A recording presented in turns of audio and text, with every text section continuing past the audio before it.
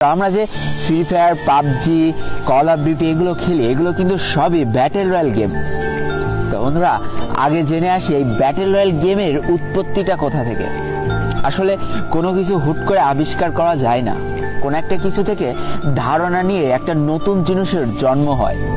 তেমনই বন্ধুরা, mission impossible নামে একটা মুভি ছিল, যেটাতে একটা আইসল্যান্ডের মধ্যে কিছু মানুষ আটকা পড়ে যায় এবং একটা পর্যায়ে যে তাদেরকে বাধ্য করা হয় একজন আরেকজনকে হত্যা করার জন্য। এমন চলতে চলতে সর্বশেষ যে বেঁচে থাকে সেই হয়ে যায় জয়ী। এখান থেকে মূলত এই ব্যাটেল রয়্যাল গেমের জন্ম। এবার আসি আমাদের সকলের পছন্দের ফ্রি ফায়ার গেমটার কথায়। ফ্রি ফায়ার গেমটা কোনো একজন মানুষ সৃষ্টি করেনি, এটা একটা কোম্পানি তৈরি করেছিল, আর সেই কোম্পানিটার নাম হলো গেরিনা, যেটা 2009 সালে স্থাপিত হয়েছিল। তো এই কোম্পানির মালিক ছিল ফরেস্ট লি, এবং যেটা সিঙ্গাপুর থেকে পরিচালনা করা হচ্ছিল। 2017 সাল পর্যন্ত বেশ কয়েকটা পপুলার গেম কিন্তু তারা মার্কেটে নিয়ে আসে, কিন্তু ওইভাবে কোনো গেমই মানুষের মন জয় করতে পারে না। কিন্তু বন্ধুরা, প্রত্যেকটা জিনিসের লাইফে একটা টার্নিং পয়েন্ট থাকে। এই ফ্রি ফায়ার গেমটা ছিল গেরিনা কোম্পানির লাইফের একটা টার্নিং পয়েন্ট। এবার চলো জেনে নিই এই ফ্রি ফায়ার গেমটা কিভাবে আবিষ্কার হলো।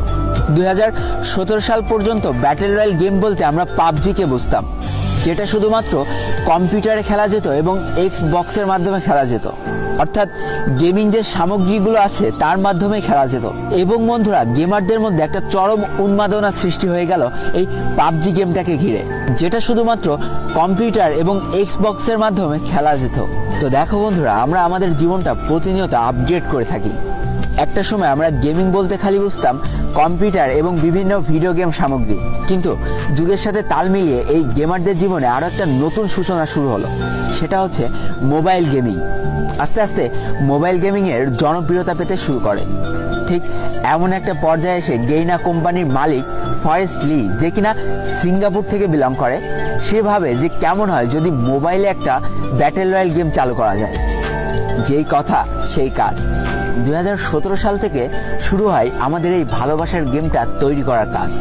একটু একটু করে তৈরি করা হয় ফ্রি ফায়ার গেমটাকে। তো বন্ধুরা, তারা এমনভাবে গেমটা তৈরি করতে চেয়েছিল যেন প্রায় সব ফোনে এই গেমটা সাপোর্ট করে।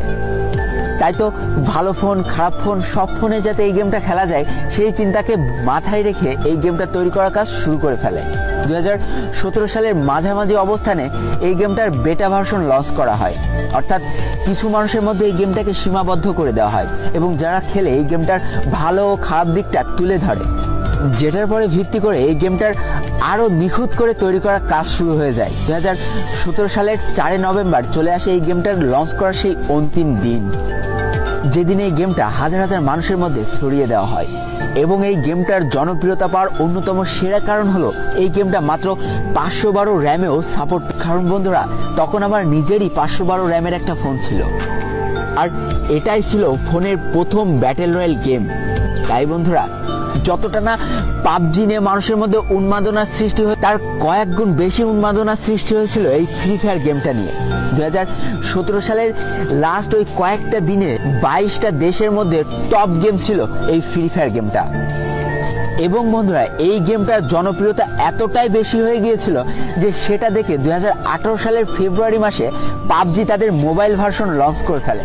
কিন্তু ততদিনে হয়তো অনেকখানি লেট হয়ে গিয়েছে, কারণ সেই অল্প সময়ের মধ্যে কোটি কোটি মানুষের মন কিন্তু এই গেমটা জয় করে নিতে সক্ষম হয়েছিল। তাই তো প্লে স্টোরে যে ফ্রি ফায়ার সার্চ করলে দেখা যায় 500 মিলিয়ন মানুষ এই গেমটা অলরেডি ডাউনলোড করে ফেলেছে। এবার বন্ধুরা, আর একটা কথা বলি যেটা শুনলে তোমার গর্ব হবে। 2019 সালে প্লে স্টোরের সবচেয়ে ডাউনলোডেড গেম ছিল ফ্রি ফায়ার গেমটা, এবং যেটার জন্য এই ফ্রি ফায়ার গেমটা অ্যাওয়ার্ডও পায়। আর বন্ধুরা, বর্তমানে এই গেমটার জনপ্রিয়তা যে কতটা বেশি তা হয়তো আমার আর বলে দেওয়া লাগবে না। আবারও বলি, এই গেমটা এত নাম করা কিছু কারণ। এটাই ছিল মোবাইলের প্রথম ব্যাটেল রয়্যাল গেম। এটা সেই গেমই ছিল যেটা কিনা মাত্র 512 র্যামেও খেলা যেত। সময়ের সাথে সাথে, যুগের সাথে তাল মেলাতে মেলাতে হয়তো এই গেমটার প্রোফাইলটা একটু বড় হয়েছে, তাই এখন হয়তো আর 512 র্যামে খেলা যায় না। কিন্তু আমি নিজে একটা সময় 512 র্যামে এই গেমটা খেলেছি।